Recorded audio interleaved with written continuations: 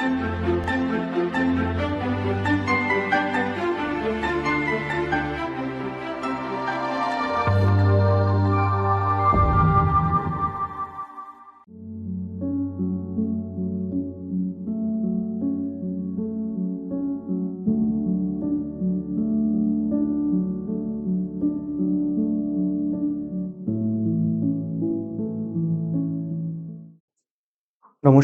আমি তাপস সাহা। আজকে আপনাদের সঙ্গে আমি আলোচনা করব মধ্য ভারতীয় আর্য ভাষার ধ্বনিতাত্ত্বিক বৈশিষ্ট্য। মধ্য ভারতীয় আর্য ভাষার ধ্বনিতাত্ত্বিক বৈশিষ্ট্যের মধ্যে আমরা এক এক করে দেখে নেব যেখানে স্বর ও ব্যঞ্জন ধ্বনিগুলো কেমনভাবে প্রাচীন ভারতীয় আর্য ভাষা থেকে পরিবর্তিত হলো। মধ্য ভারতীয় আর্য ভাষার যে বিভিন্ন রূপগুলো রয়েছে, পালি, প্রাকৃত এবং অপভ্রংশ অবহট্ঠ, তার মধ্যে ধ্বনির আগম এবং ধ্বনির লোপজনিত যে পরিবর্তনগুলো ঘটবে। বিভিন্ন ক্ষেত্রে বেশ কিছু ধ্বনির বিপর্যয় ঘটে, ধ্বনির সাদৃশ্যজনিত কারণেও অনেক পরিবর্তন ঘটে এবং দেখব ধ্বনির উচ্চারণ প্রকৃতি অনুযায়ী কিছু পরিবর্তন ঘটছে। সেই জায়গাগুলোকে নিয়ে আজকের ক্লাসে আমরা আলোচনা করব। কেন পড়বো আমরা মধ্য ভারতীয় আর্য ভাষার ধ্বনিতাত্ত্বিক বৈশিষ্ট্য? প্রথমেই প্রশ্ন জাগতে পারে। আসলে মধ্য ভারতীয় আর্য ভাষা থেকেই নব্য ভারতীয় আর্য ভাষাগুলোর জন্ম হয়েছে, তাই এই পর্ব বিশেষভাবে গুরুত্বপূর্ণ। প্রাচীন ভারতীয় আর্য ভাষার স্তর থেকে মধ্য ভারতীয় আর্য ভাষার স্তর উঠে আসে। খ্রিস্টপূর্ব ৬০০ থেকে খ্রিস্টপূর্ব ৯০০ এই সময়ের মধ্যে প্রায় ১৫০০ বছর ধরে মধ্য ভারতীয় আর্য ভাষাগুলো প্রসারিত রয়েছে। ভারতবর্ষের উত্তর থেকে দক্ষিণ এবং পূর্ব থেকে পশ্চিম এই বিপুল অঞ্চলে মধ্য ভারতীয় আর্য ভাষাগুলো বিভিন্ন আঞ্চলিক বা স্থানিক রূপও গড়ে ওঠে এবং এই আঞ্চলিক রূপগুলো থেকেই পরবর্তী পর্যায়ের আধুনিক ভারতের, উত্তর ভারতের, পূর্ব এবং পশ্চিম ভারতের ভাষাগুলোর জন্ম হয়েছে। প্রাচীন ভারতীয় আর্য ভাষার দুটো প্রধান রূপ ছিল।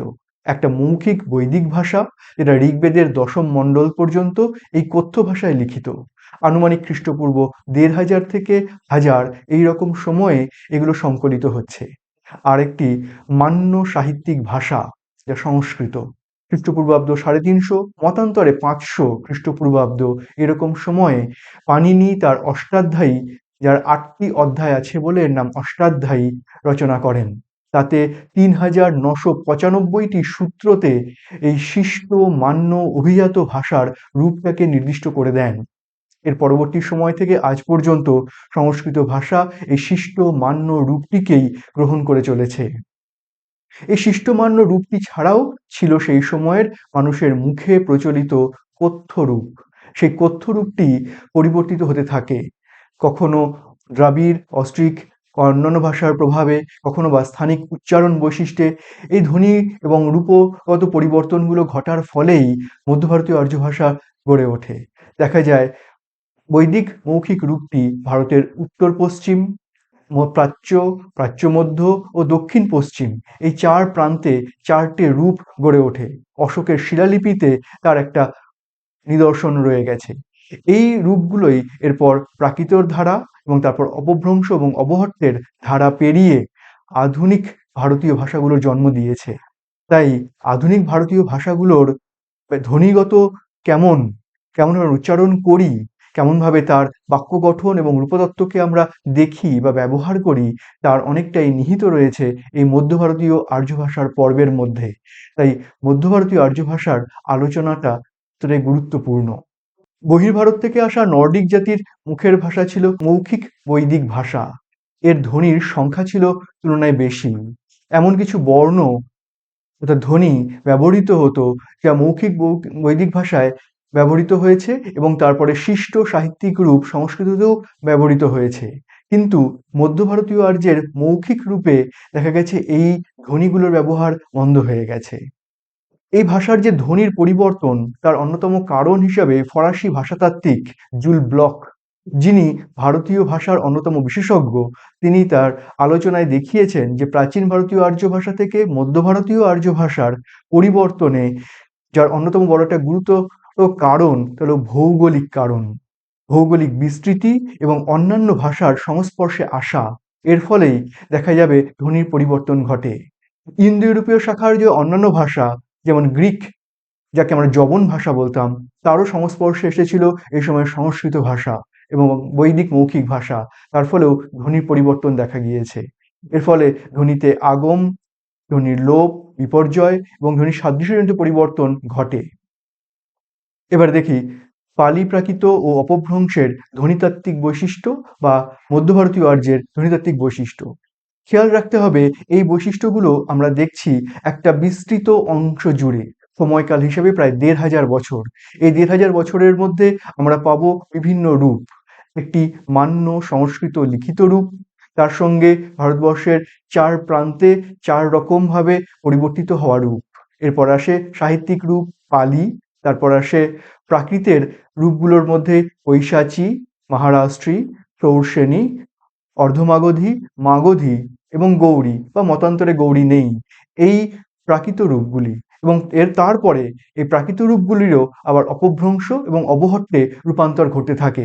সুতরাং এই ধ্বনিতাত্ত্বিক বৈশিষ্ট্যগুলো সেই হিসাবে এই সমস্তগুলোর মধ্যেই পরিবর্তিত হচ্ছে, আমরা সেই হিসাবে আমরা দেখব। এই আলোচনার মধ্যে অনেক সময় আপনারা অনেক সংকেত দেখতে পাবেন। ছোট করে লেখা আছে, সংস্কৃত হলে দন্তেস্ব অন্বেষর সং, প্রাকৃত হলে পয়রা ফলা আকারে প্রা, যদি প্রাকৃতর মধ্যে আবার বিভাজন হয় মহারাষ্ট্রী তাহলে ময়াকার হয়াকার, যদি অশোকের শিলালিপি হয় তাহলে তালব শয়কারে অশ, যদি মাগধী হয় তাহলে মা, যদি অর্ধমাগধী হলে তাহলে মা। এভাবে চিহ্নগুলোকে ব্যবহার করা হয়েছে বোঝার সুবিধার জন্য এবং দেখার সুবিধার জন্য। বেশ, এবারে আমরা দেখি স্বরধ্বনিগুলো। প্রাচীন ভারতীয় আর্য ভাষায় যে স্বরধ্বনিগুলো ব্যবহৃত হতো তার মধ্যে বেশ কিছু স্বরধ্বনি এই মধ্য ভারতীয় স্তরে এসে উদ্বৃত্ত স্বরধ্বনি হয়ে গেল। এই পর্যায়ে আমরা হ্রস্বস্বর হিসাবে অ, ই এবং উ ব্যবহার করলাম, তার সঙ্গে সঙ্গে গুলোরই দীর্ঘস্বর হিসাবে আ, ই এবং দীর্ঘ উ ব্যবহার করলাম।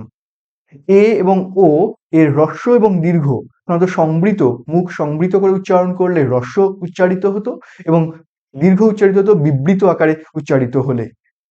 এবার তার সাথে সাথে দেখব যে মধ্য ভারতীয় আর্য ভাষায় ওই, ঔ এবং রি ধ্বনি প্রায় থাকেই না। সাধারণত ঔ আর ওই এই স্বরধ্বনিগুলো তো যুগ্ম স্বরধ্বনি। যুগ্ম স্বরধ্বনি অনেক সময় মধ্য ভারতীয় আর্য ভাষাতে পাশাপাশি উচ্চারিত হয়েছে, যুগ্ম আকারে উচ্চারিত হয়নি। নব্য ভারতীয় আর্য ভাষাতে এই যুগ্ম স্বরধ্বনিকে একসঙ্গে উচ্চারণ করা একটা প্রবণতা পরে তৈরি হবে। ব্যঞ্জনধ্বনি, আমরা জানি যে আমাদের ব্যঞ্জনধ্বনিগুলো উচ্চারণের ক্ষেত্রে আমাদের মুখ বিবরের যে বা যন্ত্র তার বড় ভূমিকা রয়েছে। আমাদের গলার ভেতরে স্বরনালী থেকে স্বরগুলো উচ্চারিত হয় এবং তারপর মুখবিবরের বিভিন্ন অংশ স্পর্শ করে এক একটি ব্যঞ্জনধ্বনি উঠে আসে।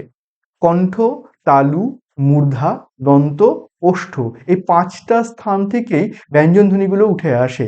সেই অনুযায়ী আমাদের ব্যঞ্জনধ্বনিগুলোকেও যখন আমরা সাজাই তখন ক, চ, ট, ত, প এই বর্গে আমরা ভেঙে নিই।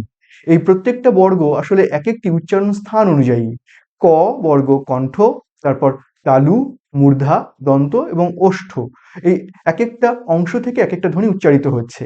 আর রয়েছে প্রত্যেকটা বর্গের শেষে যে ৫ নম্বর ধ্বনিটি সেটা হলো নাসিক্য বর্ণ, তাছাড়া রয়েছে কিছু অর্ধস্বর, কম্পিত স্বর, পার্শ্বিক স্বর এবং ঊষ্মধ্বনি এবং হ ধ্বনি, এইগুলোকে নিয়েই ব্যঞ্জনধ্বনির সমগ্রতা।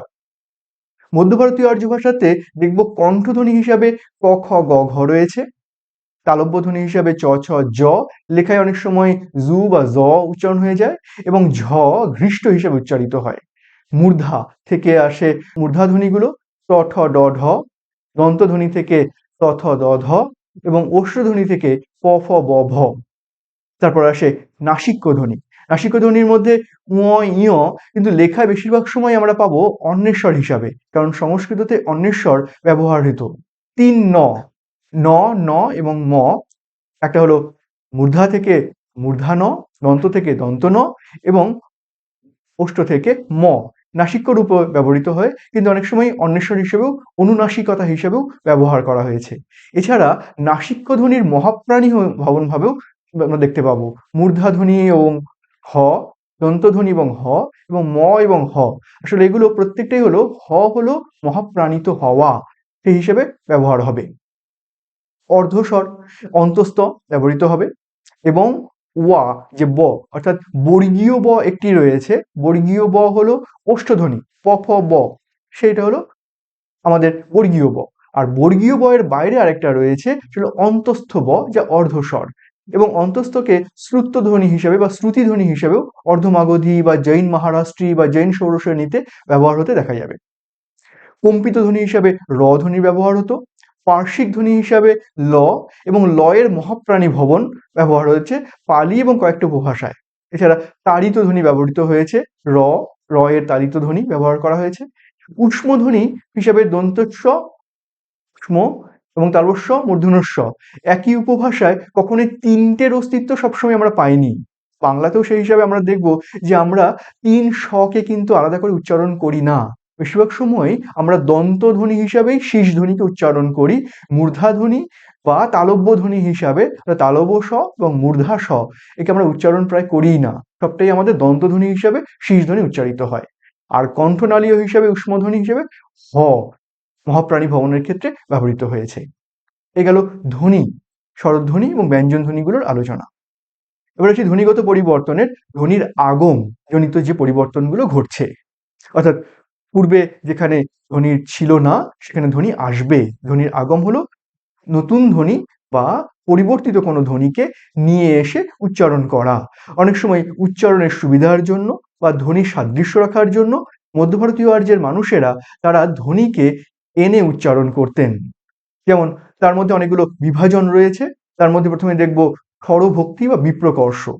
উচ্চারণের সুবিধার জন্য বা ছন্দের প্রয়োজনে অনেক সময়ই আমরা দেখব ব্যঞ্জন ধ্বনিগুলোকে বিশ্লিষ্ট করে, ব্যঞ্জন যুক্ত ব্যঞ্জন যেখানে রয়েছে তাকে ভেঙে দিয়ে তার মাঝখানে স্বরধ্বনিকে আনা হচ্ছে। উদাহরণ হিসেবে দেখতে পাবেন এখানে রয়েছে, সংস্কৃততে ছিল শক্নৌতি, প্রাকৃততে সেটা হয়ে গেল শক্কুনাতি। প্রথমত শীষ ধ্বনি হিসাবে তালবস্যটা দন্তেস্ব হয়ে গেছে এবং একটা ধ্বনির আগম হয়েছে ক, আরো কয়ে কয়ে হয়ে গেছে শক্কু, এবং ওটা হয়ে গেছে উ, এবং ন আলাদা হয়ে নয়ের সঙ্গে আবার ধ্বনি জুড়ে গিয়েছে, নয়ের আকার না তয়সী, শক্কু নাতি। কিরকম ভাবে সংস্কৃততে প্রাপ্নতি হয়েছে প্রাকৃতে পাপুনাতি বা পাউনই। সংস্কৃততে দে, দয়ে বয়েকারে দে, সেটা প্রাকৃতে হয়ে গেছে দুবে, দয়সু বয়কার দুবে। এগুলো স্বরভক্তি বা বিপ্রকর্ষজনিত কারণে ধ্বনির আগম ঘটছে। অপিনিহিতি কারণেও স্বরের আগম ঘটে। অনেক সময় পদের মধ্যে কোনো ই বা উকার থাকে, কিন্তু সেই মাঝখানে থাকা ধ্বনিটাকে উচ্চারণ না করে যদি আগে নিয়ে এসে পূর্বেই উচ্চারণ করে নেওয়ার প্রবণতা, যেটা আমাদের আধুনিক বাংলায় বিশেষ করে পূর্ব বাংলার ক্ষেত্রে এটা একটা প্রবণতা। ঠিক সেই প্রবণতাটা কিন্তু মধ্য ভারতীয় আর্য ভাষাতেও ছিল। যেমন সংস্কৃততে ছিল আশ্চর্য, প্রাকৃততে অচ্ছের বা অচ্ছরীয়, ষোড়শ্রেণীতে অচ্ছরীয়, সংস্কৃততে কার্য, আর সেটা মহারাষ্ট্রীতে হয়েছে কের বা কাইর। বাট বর্ণের আগম অনেক সময় উচ্চারণের সুবিধার জন্য বর্ণ আদিতে কোনো বর্ণকে আমরা উচ্চারণ করে নিয়ে করি। যেমন ধরুন বাংলাতে আমরা খুব সহজেই এসপ্লানেড, স্প্লানেড, মূল উচ্চারণটা স্প্লানেড না এসপ্লানেড, এসপ্লানেড। কিন্তু কোথাও একটা ভ্রান্তিবশত অনেকে এসপ্লানেডের এটাকে আদি বর্ণাগম ভেবে তাকে এটাকে বাদ দিয়ে আমরা স্প্ল্যানেড বলি।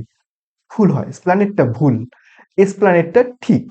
আবার কারণ ওটা বিদেশি শব্দ, বিদেশি শব্দের আদিতে বর্ণটা ছিল। এমন এই ভ্রান্তির কারণ হলো কিছু আমাদের বাংলা শব্দ রয়েছে যেমন স্টেশন, স্টিল, তাতে আদি বর্ণ আগম হয়, আদিতে বর্ণের আগম হয়। যেমন হয়ে যায় স্টেশন, স্টিল, স্কুল, স্কুলকে স্কুল বলা একটা প্রবণতা থাকে। সেই প্রবণতা এই মধ্য ভারতীয় আর্য ভাষাতেও দেখব আদি বর্ণাগম রয়েছে। যেমন সেখানে স্ত্রী প্রাকৃততে এগিয়ে হয়ে যাচ্ছে ইত্থি, সংস্কৃততে ঋগ্বেদ প্রাকৃতিত হয়ে যাচ্ছে ইরূপবেদ, সংস্কৃততে উক্ত প্রাকৃততে হয়ে যাচ্ছে বুত্ত। কিছু ক্ষেত্রে সম্প্রসারণ ঘটে। অন্তস্থ বর্ণ যেমন অন্তস্থ বা ওয়া, এই দুটো অর্ধস্বর যখন পূর্ণ স্বরে পরিণত হয়ে অক্ষর সৃষ্টির সহায়ক হয়ে যায় তখন এরকম সম্প্রসারণ ঘটে। যেমন স্বপ্ন, এখানে ব অর্ধস্বর স্বয়ের সঙ্গে জুড়ে আছে, কিন্তু প্রাকৃত দিকে হয়ে যাচ্ছে সেটা সুপিন। আবার প্রাকৃত সিবিন, অর্ধমাগধীতে সুইন, সুমিন, সিমিন। সংস্কৃততে ছিল তরিত, প্রাকৃততে তা হয়ে গেল তুরিত, ষোড়শ্রেণীতে হয়ে গেল তুরিদ, অর্ধমাগধীতে হলো তুরীয়। এবার আসি শতনাসিকী ভবন, আরেকটি প্রবণতা। অনেক সময় নাসিক্য ব্যঞ্জন থাকলেও সেই নাসিক্য ধ্বনিটাকে সংস্রব ছাড়াও, মানে নাসিক্য ব্যঞ্জন ছাড়াও যদি নাসিক্য ব্যঞ্জন থাকে তাহলে নাসিক্য ব্যঞ্জনের নাসিকী ভবন হতে পারে, কিন্তু নাসিক্য ব্যঞ্জন নেই, কোনো স্বরধ্বনি রয়েছে, সেই স্বরধ্বনিটা অনুনাসিক হয়ে যায়, সেক্ষেত্রে আমরা বলবো শতনাসিকী ভবন। যেমন বক্র, সেটা প্রাকৃততে গিয়ে হয়ে যাচ্ছে পালিতে এবং প্রাকৃততে দুটোতেই আমরা পাচ্ছি বঙ্ক, এখানে নাসিক্য বর্ণ কিন্তু আগম হলো। অশ্রু প্রাকৃততে গিয়ে হয়ে যাচ্ছে অংশু, সংস্কৃততে দর্শন প্রাকৃততে হয়ে যাচ্ছে দংশন। এই নাসিক্য আগম ধ্বনি হচ্ছে, ধ্বনির আগম। এবারে আমরা আলোচনা করি ধ্বনি পরিবর্তনের ধ্বনির আগম হলো এবার ধ্বনির লোপ। ধ্বনি অনেক সময় যেমন এসে উপস্থিত হয়, তেমনি ধ্বনি বাদও যেতে পারে বা হারিয়ে যেতে পারে। উচ্চারণের সুবিধার জন্য অনেক সময় কোনো বর্ণকে আমরা উচ্চারণ না করেই সেই শব্দটাকে ব্যবহার করতে শুরু করে দিই। পদের আদি বর্ণ বা শাসাঘাতের অভাবে এই লুপ্তটা ঘটে যায়, আদি বর্ণলোপ ঘটে থাকবে। যেমন সংস্কৃততে অলাবু, উদক, অরণ্য, অবিষ্ট প্রাকৃততে হয়ে যায় লাউ, দক হয়ে যায় দগ, অরণ্য হয়ে যায় রণ্য, অবিষ্ট হয়ে যায় হৃষ্ট প্রভৃতি। সংস্কৃতে ইব, অপি, ইদানিম, অগ্নি, ইতি এই প্রত্যেকটাই দেখবো পালিতে গিয়ে পরিবর্তিত হয়ে গেছে। এবার মধ্যবর্ণেরও লোপ হতে পারে। শব্দের আদিতে বর্ণ যদি লোপ হয় তাহলে মাঝখানে বর্ণ লোপ হতে পারে। মানে শব্দের মাঝখানের গণিকর্ণ বর্ণ শাসাঘাতের অভাবে লোপ হয়ে যায়, তখন সেক্ষেত্রে আমরা বলবো মধ্যবর্ণ লোপ। যেমন সংস্কৃত ছিল দেবকুল, রাজকুল, সেটা হয়ে গেল দেউল, রাউল।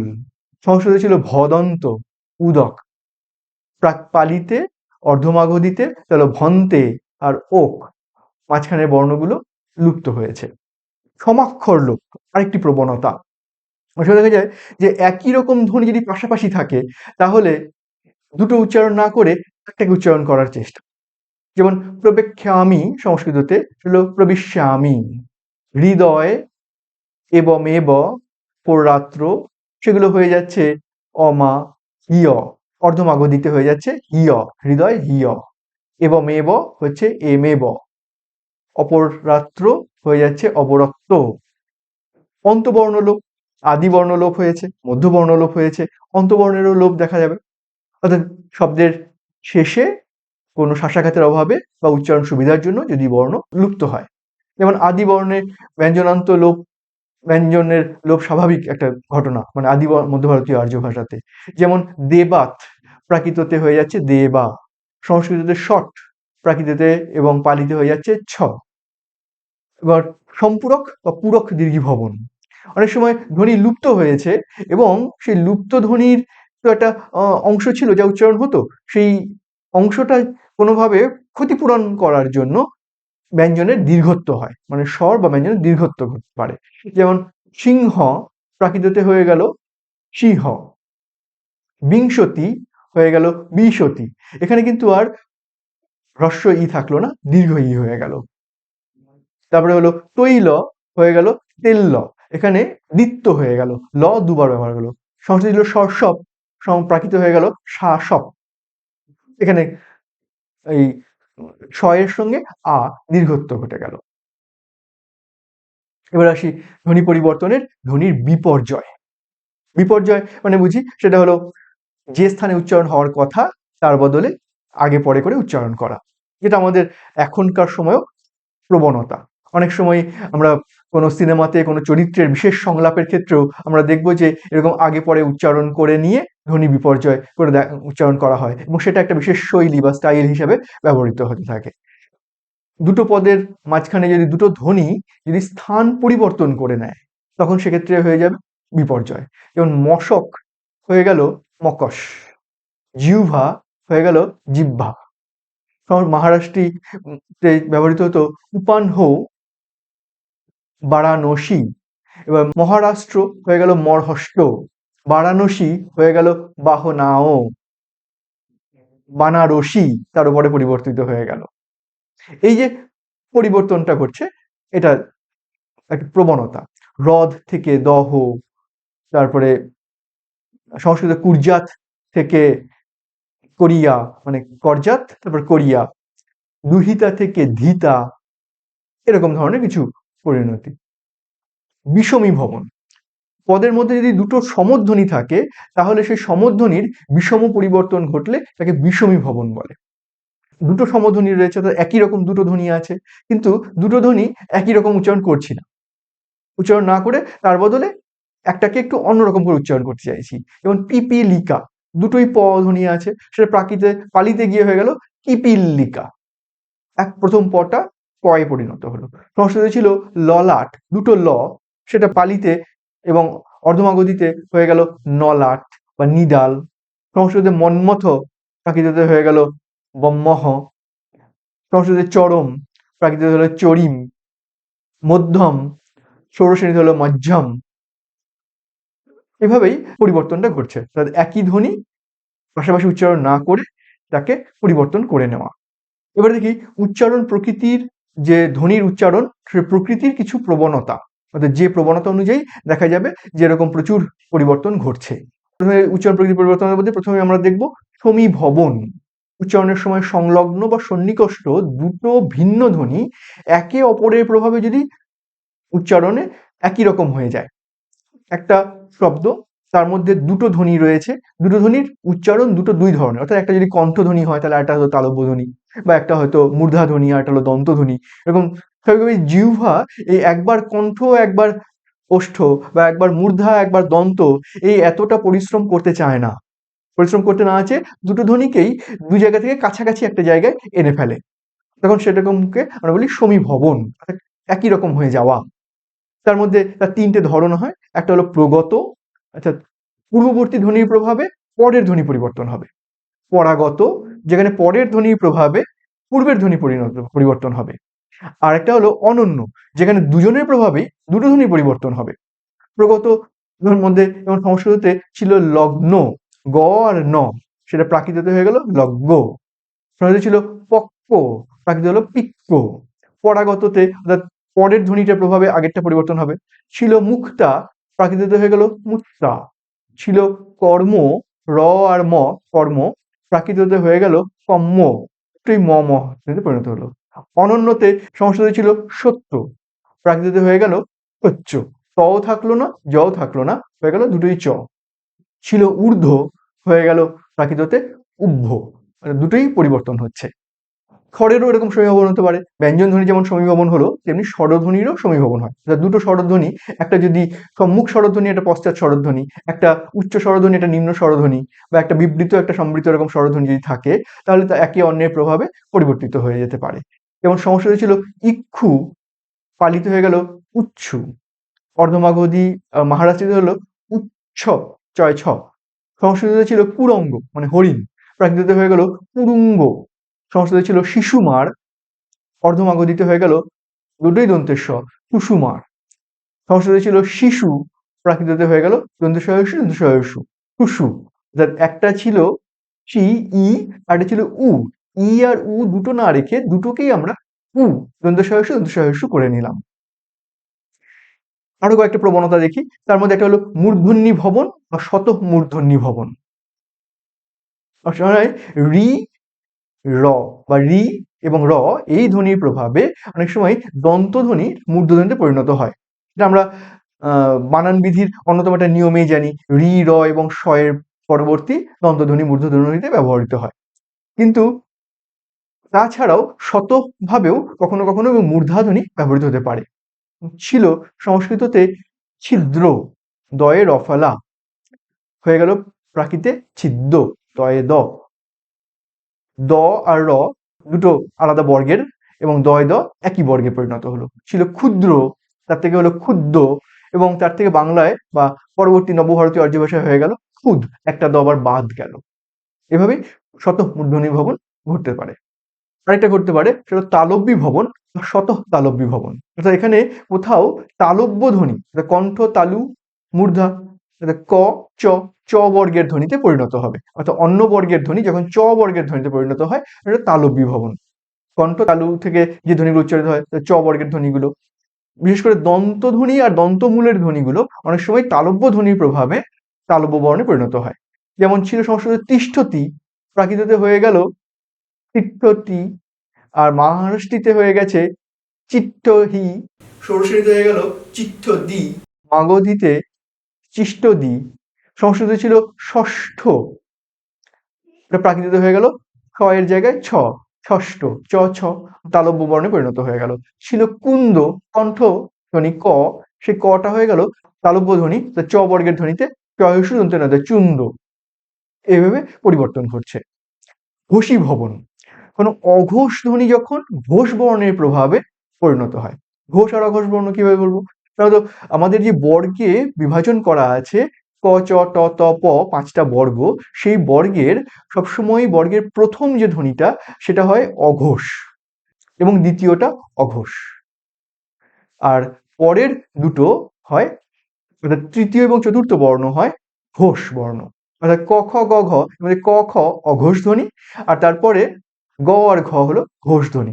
আবার এই অঘোষ এবং ঘোষের মধ্যেও ক হলো অল্প প্রাণ, খ হলো মহাপ্রাণ, গ হলো অল্প প্রাণ, ঘ হলো মহাপ্রাণ। এখানে এই অঘোষ অর্থাৎ বর্গের প্রথম যে দুটো ধ্বনি তার যদি কোনো কারণে বর্গের তৃতীয় এবং চতুর্থ ধ্বনিতে পরিণত হয় তখন সেটা হবে ঘোষীভবন। আর অঘোষীভবন যখন ঘোষ ধ্বনি নিকটস্থ অঘোষ ধ্বনির প্রভাবে যখন অঘোষ বর্ণে পরিণত হবে। ঐশিচি প্রাকৃতে এই প্রবণতাটা ছিল। উষ্মীভবন, যখন স্পৃষ্টধ্বনি কোনো কারণে উষ্মধ্বনির সংস্পর্শে অর্থাৎ খ ধ্বনি গুলোর প্রভাবে এসে উষ্মধ্বনিতে পরিণত হয় তখন সেটা হলো উষ্মীভবন। নিয়া বা খরষ্টি নিদর্শনে এই প্রবণতা আমরা দেখতে পাবো। মহাপ্রাণতা আরেকটি প্রবণতা। মহাপ্রাণতা যেমন কোনো ব্যঞ্জনধ্বনি উচ্চারণে যদি কণ্ঠনালীর আকুঞ্চন ঘটে, অর্থাৎ ব্যঞ্জনধ্বনি যদি কোনো কারণে হয়ের সঙ্গে উচ্চারিত হয় তখন মহাপ্রাণী ধ্বনিতে পরিণত হয়, অর্থাৎ এমনি ধ্বনিটাকে উচ্চারণ না করে হ ধ্বনির সঙ্গে আমরা তাকে উচ্চারণ করি। যেমন কুব্জ ক, এই ক এর সঙ্গে মহাপ্রাণ হলে বললাম বর্গের প্রথমটা হলো অল্প প্রাণ, দ্বিতীয়টা মহাপ্রাণ, তাহলে ক ক্ষয়ে পরিণত হয়েছে যাচ্ছে। পালি এবং প্রাকৃতে কুব্জ হয়ে যাচ্ছে খ, কুব্জ। ছিল সংস্কৃততে কিল, এর ক ধ্বনি মহাপ্রাণ ভবন হয়ে হচ্ছে খিল। এভাবে মহাপ্রাণী ভবনের পরিবর্তনটা ঘটতে থাকে। আবার কিছু ক্ষেত্রে আবার অল্প প্রাণতা অর্থাৎ মহাপ্রাণহীনতা উল্টোটাও ঘটতে পারে, যেমন ভীষণ অর্ধমাগধিতে হয়ে গেল বিহন। ছিল পথিকা থ, থ হয়ে গেল পতিকা, ত আর থ, ত অল্প প্রাণ, থ মহাপ্রাণ, তো মহাপ্রাণ ধ্বনি অল্প প্রাণে পরিণত হয়ে যাচ্ছে। এবারে আসি ধ্বনি পরিবর্তনের আরেকটি প্রবণতা, সেটা ধ্বনির সাদৃশ্যজনিত পরিবর্তন। অর্থাৎ যখন ধ্বনির সাদৃশ্য অর্থাৎ রূপ সাদৃশ্য বা উচ্চারণ সাদৃশ্য একই রকম, সেই সাদৃশ্যগুলোকে আরেকটা ধ্বনি পরিবর্তন লাভ করছে। এটা হলো সাদৃশ্য। যেমন ভাব বা রূপসাদৃশ্যের জন্য যখন কোনো ভাষার পরিচিত কাঠামোর আদলে ভাষার অল্প প্রচলিত কোনো শব্দ ব্যাকরণিক উপাদান যখন পাল্টে যায়, অর্থাৎ কোনো একটা শব্দ যেটা খুব প্রচলিত শব্দ রয়েছে আমরা প্রচুর ব্যবহার করি, সেই শব্দটা যেমন একটা উদাহরণ দিয়ে বলি, আমরা কুমির শব্দটা খুব ব্যবহার করি কিন্তু কুবের শব্দটা ব্যবহার করি কম। কুবের একজন ধনের দেবতা, সেই জন্য যিনি ধন সম্পত্তি আছে টাকা পয়সা আছে তাকে আমরা ধনের কুবের বলার বদলে কোথাও ধ্বনি সাদৃশ্যতে তাকে আমরা করে দিলাম ধনের কুমির বা টাকার কুমির আমরা বলে থাকি। সে এই যে সাদৃশ্য, সেই সাদৃশ্যটা মধ্য ভারতীয় আর্য ভাষাতেও হয়েছিল। যেমন ছিল সংস্কৃততে পিতু, তার থেকে পিতুস্য, বা প্রাকৃততে সেটা হয়ে গেল পিতুষস। পিতু থেকে পিতুস্য, তার সঙ্গে মিলিয়ে পিতুষস, আসলে কিন্তু হওয়া উচিত ছিল পিতুস্য। আবার কিছু ক্ষেত্রে বিমিশ্রণ ঘটে, অর্থাৎ কোনো শব্দের রূপ আরেকটার প্রভাবে পরিবর্তন ঘটে, তখন তাকে বলবো বিমিশ্রণ। যেমন ছিল সংস্কৃততে দি, দুই অর্থে যে দি, সেই দিটা হয়ে গেল দু হ অ, দ হ অ, দু ভ ত, এভাবে পরিবর্তন ঘটছে। ছিল বৈদিকে ছিল বক্র, সংস্কৃততে হয়েছিল বক্র, আর সেটা প্রাকৃত হয়ে গেল বঙ্ক, বিমিশ্রণ ঘটছে।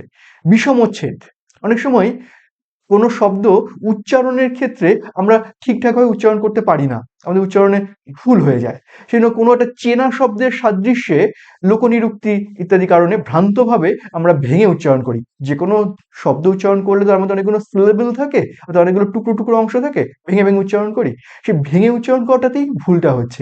যেমন এটা মনে পড়ছে, আমার এক বন্ধু ক্লাসে সে ইউক্যালিপটাস এই গাছটার নামটা ঠিকঠাক জানতো না বলে সে উচ্চারণ করেছিল ইউক্যালিপটাস। সে ভুল জায়গায় ভাঙছে, সিলেবেলটা ভুল জায়গায় ভাঙা হচ্ছে। তো এই প্রবণতাটা, এটা যে ব্যক্তির প্রবণতা, কিন্তু ব্যক্তি প্রবণতা না হয়ে সেটা যদি সামূহিক, সকলের যদি এরকম হয়, সবাই যদি এরকম ভাবেই ভাঙতে শুরু করে এবং সেটা যদি একটা স্ট্যান্ডার্ড হয়ে যায়। যেমন ছিল সংস্কৃততে দুর্ভিক্ষ। এবার দুর্ভিক্ষ তার সঙ্গে প্রাকৃততে হলো দুর্ভিক্ষ। এবার এই দুর্ভিক্ষ হতে পারে, কিন্তু দুর্ভিক্ষর বিপরীত কখনোই সুভিক্ষ বা সুভিক্ষ হতে পারে না। কিন্তু সেটা ব্যবহার করা হলো, লোকনিরুক্তি, সবার মুখে মুখে সেটাই প্রচলন হলো। যেমন ছিল সংস্কৃতে দুর্বচ, খারাপ। আমরা এই দুকে সু করার প্রবণতা থাকে, সেই অনুযায়ী সেখানে দুর্বচ্চ প্রাকৃত, তাকে আমরা আরেকটা শব্দ তৈরি করে নিলাম সুবচ্চ।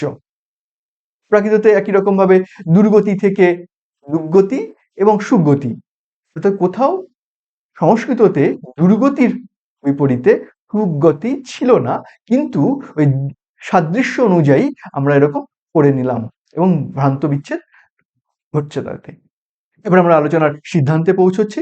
এই আলোচনার মধ্য দিয়ে আমরা দেখতে পেলাম যে মধ্য ভারতীয় আর্য ভাষা প্রায় ১৫০০ বছর ধরে পরিবর্তিত হয়েছে এবং সে পরিবর্তন অনেকগুলো দিক থেকে ঘটছে এবং বিভিন্ন আঞ্চলিক স্তরে বিভিন্নভাবে পরিবর্তন ঘটছে।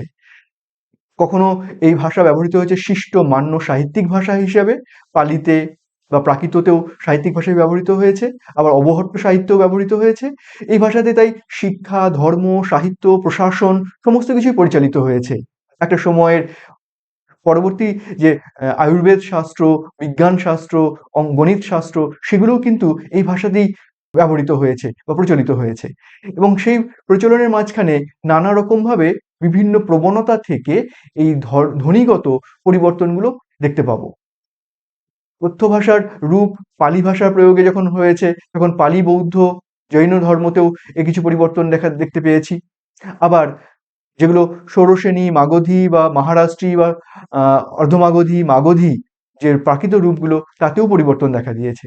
এই পরিবর্তনের প্রথম শুরু হয়েছিল অশোকের শিলালিপিতে এবং সে পরিবর্তন পরবর্তী নবভারতীয় আর্য ভাষার সৃষ্টির সময় পর্যন্ত এই পরিবর্তনগুলো ঘটতে থেকেছে।